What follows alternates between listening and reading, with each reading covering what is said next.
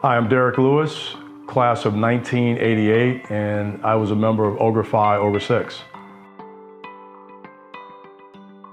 I mean, the campus certainly hasn't changed much. Obviously, there's some modernization that's happened in terms of facilities and things like that, but the campus still has a very unique, special vibe to it. It was a very family-oriented atmosphere. Certainly back when I was in school, everybody spent a lot of time on campus, not only throughout the day, but also after classes ended. The block was always a very popular hangout place around the cafeteria where everybody congregated for the rest of the night and the evening. And so it was always a small-knit community. It was a fairly large school, and we had obviously several thousand, 4,000 or so kids, but it was still very small in terms of its connectivity and sociability, and I felt like everybody knew everybody, and it was really a family-oriented environment that I'll never forget. Classroom experience was great. Dorm life was dorm life, I'm glad I had it. I'm glad I experienced it for the first 2 years, and I moved off campus, but I still stayed very connected to campus even after I moved off my junior, senior year. So it's one of these places that I look back on and just look and marvel at myself and go, wow, this was an incredible time on this campus, and it still feels that way when I come back today. I mean, it does with the alumni. I still feel like I'm very connected to the era of classmates that were around me, the ones before me, the ones after me.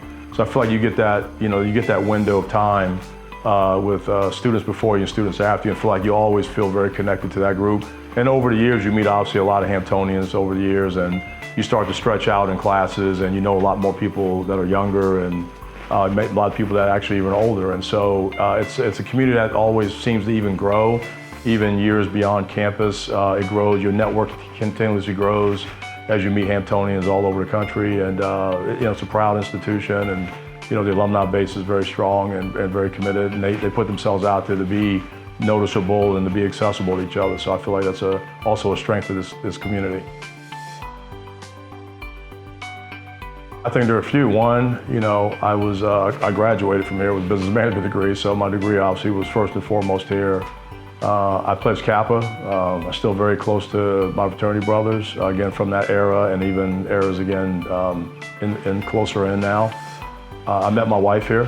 She was a freshman, I was a senior. It wasn't like the relationship sort of continued from when I graduated. It was a little bit off and on, but nevertheless, it's worked out. We've been married almost 33 years now. I was a third generation Hamptonian. Our son is a fourth generation Hamptonian. My wife was a second generation Hamptonian. Her parents went here, her sister went here. So we've got this rich, deep family connection here that, it's been transformational for us. And so it's a bond we all uniquely share. I think it's kept us really close and really tight because we know sort of where we all came from. It all kind of started here in terms of the relationships and how we all met each other. So I think we share that, and we treasure that experience of meeting here on campus. And then I was Mr. Business Club. I got my job with Pepsi here and ended up with a 35-year career. So I have to look at this experience here and say, it was the best 4 years of my life to date because it really transformed me as an individual, but also really set me up for the life I'm living today in a big way. Interesting enough, it wasn't my idea. After I retired at the end of 2022, a lot of my former colleagues and really students on campus, because I did a lot of recruiting, all reached out to me and it said, hey, Mr. Lewis, you're leaving, great career, great run. Are you going to do anything to share a lot of the knowledge of your successes of your career throughout your career? Are you going to do podcasts? Are you going to do any newsletters or writing appointments? Can you write a book? So those conversations started happening early in 2023. I did some due diligence with some publishing companies. I talked to some folks, and you know what? I ended up coming to, this is something I want to do, and not really do it for myself, but do it for others, because it really came at the request of others. And so I feel like this book is serving others and helping others in ways that will give them, nuggets of advice, will help them teach them lessons, will set them up for the journey they aspire to have for their run in life, not only professionally, but also personally. The book is built for anybody. The book goes back to my childhood. It talks about the struggles I had, the challenges I had, growing up, and how I, at that time, determined that I wanted a different life for myself and sort of locked in at an early age to build that future that I aspired to do. Now, the future I was dreaming of, I far exceeded that. I just didn't know how high I could dream at that point. I was 10, 12 years old when I started dreaming about this. But I recognized that the framework and the disciplines and the methodology that I used to get to build that initial vision out, I was able to sort of refine it and carry that forward and help me dream bigger, achieve bigger, and the stage just got bigger and bigger as years went on. But the disciplines of that of really never compromising my vision or my values or who I was as a person, never ever wavered, while still learning lessons and getting better at what I was able to do. That's really what the book talks about. So the book's not just hey, I was successful here and there. The book talks a lot about struggles and a lot about how I overcame adversity and how I learned lessons throughout my life. And those lessons are transferable to everybody or relatable to a lot of people. So this book is really meant to, inspire, talk about how to be resilient, talk about how determination can really help you unlock things in your life that you never would dream that you could unlock. And it's pursuit of dreams, right? We're dreamers. Like dreaming is fun. Dreaming is awesome when you can just sit back and visualize a bigger, better future for yourself and actually going after it. Like that's a fun process for me. And so I want to highlight that journey in the book as well. I mean, it's evolved, there's no doubt about it, because you have to evolve. You have to sort of modernize your style, for the type of employees that are coming up as their needs change, whether they're on campus, whether they're mid-career or later in their career, or the senior executives. So you have to really modify and always adjust in sort of style, refine it.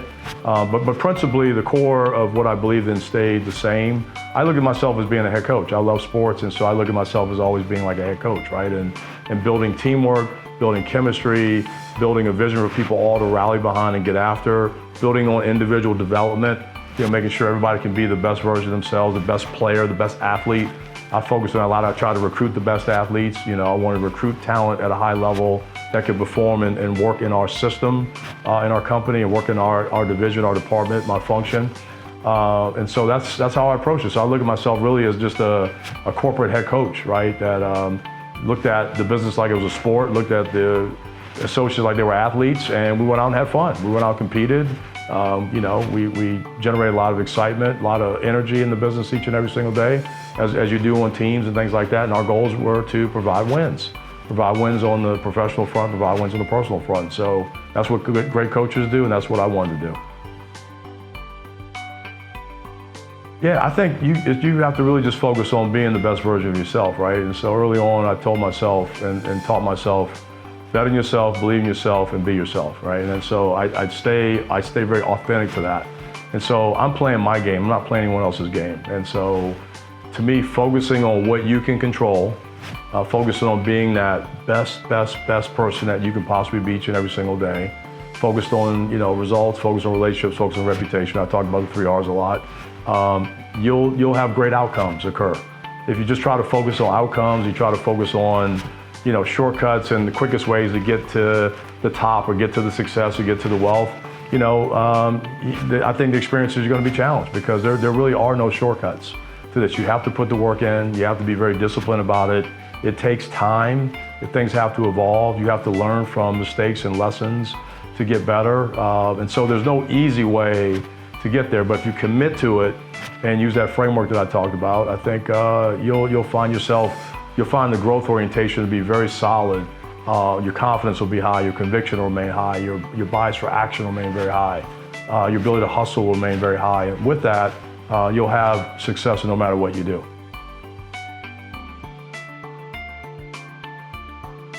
It's an interesting question. I say I'm here because of what I went through, and I'm very happy about where I am right now, and I'm happy what I went through. Yes, there are certainly situations and eras and moments in time and experiences that I wish didn't happen to me.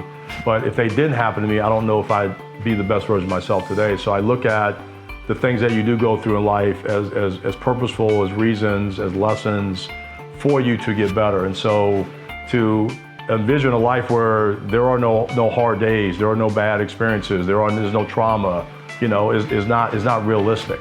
And so I think, I look back on my life and go, am I happy with the family I built? Am I happy with the career I built?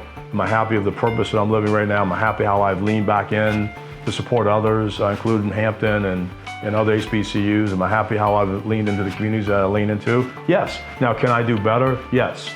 And so the goal for me is how do I keep doing better?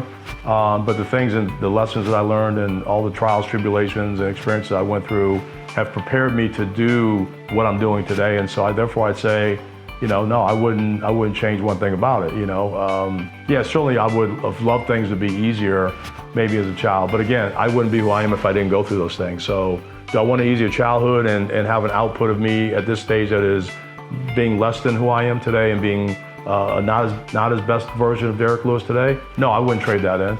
I'm happy where I am, happy what I've gone through. I appreciate what I've gone through because it's really given me a platform to learn, grow, develop, and still stay inspired, still stay determined to really be that best person I can be, which is always an ongoing process. Absolutely, book will tell you all. The book will save you a lot of money on training programs. For a modest investment, you will get lifelong lessons over 5+ decades. And they'll be very helpful for you as you navigate through your personal journeys and your professional journeys.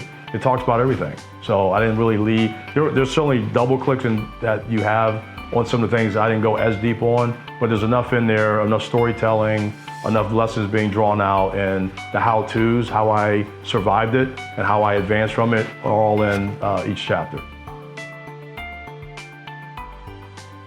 Best piece of advice I've gotten, I got it from myself. It's hey, bet on myself, believe in myself, and be myself. And I live by that. I really do believe in, you're here to serve out a purpose.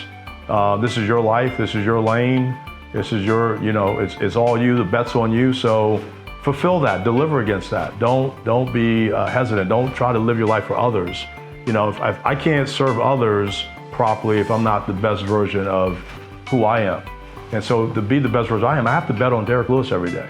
I have to believe in Derek. I have to have confidence. I have to take risks. I have to show that I can do things that are great, that are tremendous, that can have impact in society.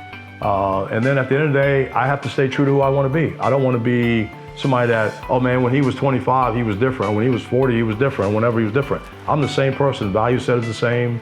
Principles are the same. Disciplines are the same. Yes, I've evolved. I've gotten better. I've matured. I would hope think my character's built. I've, been a family man for a long time. I've been a husband for a long time. I've been a leader in a big organization for a long time. So I would hope that there's some things that have improved there. But at the end of the day, it's the 3 Bs for me, man. Oh, I think HBCUs need their alumni in massive ways, more so than before. But I don't think it's really changed. But I think in today's time, the lean in back from the alumni is so important. To give back in many ways, not just financial. That's really an important part, but if they're going to offer their time, they're going to offer their support. If they show up for events, support things that are going on campus or in other parts of the country. I think it's just a really important time for alumni to lean in. There's a lot of pressure in the institutions now, for sure, given where we are. So the alumni can be one of the major catalysts, at my mind, at the unlocks of being great, being excellent, being elite. We want to create the #1 student experience here. We can also create the #1 alumni experience here as well. I should translate to that. So I feel like our alumni certainly is one of the best alumni groups out there in the country. We got to keep doing more though. We're certainly not done. We certainly haven't reached the peak at our contributions, at our impact. And so I think the challenge for us alumni is how can you do more each and every single day to support Hampton University.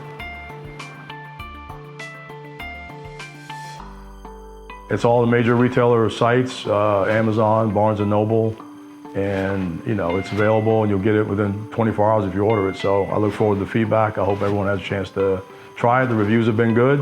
And I certainly heard from a lot of alumni who have read the book and they all feel great and thrilled and supportive, and it's been overwhelmingly positive. And I'm grateful for that, and I hope everybody has a chance to read it.